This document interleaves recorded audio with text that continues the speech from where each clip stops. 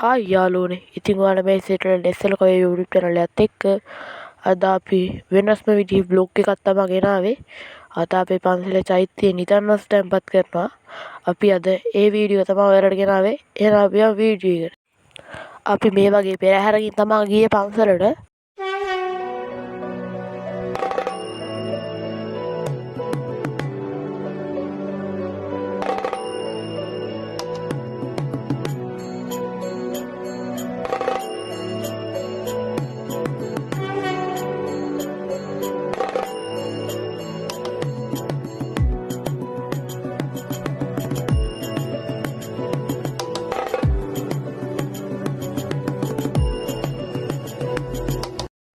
මෙන්න යාළුවනේ මෙන්න මේ චෛත්‍යය තමයි අපේ නිදන්වස් තැන්පත් කරන්නේ.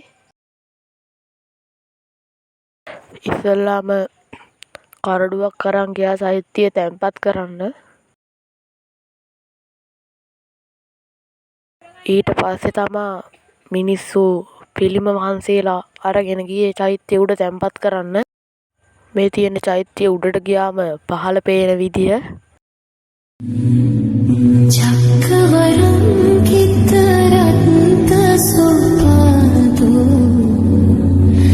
ලක්කන මණ්ඩිත ආයත පන්හි චාමර චත්ත විමෝසිත පාදු.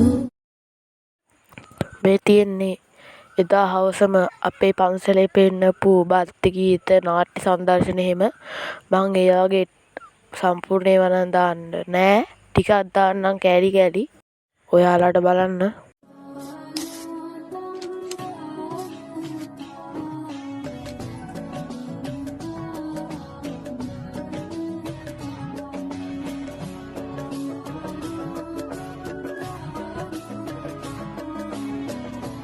කොහොමද අපේ ගමේ ළමා වැඩිහිටි අයගේ ගායන නර්තන දක්ෂතා?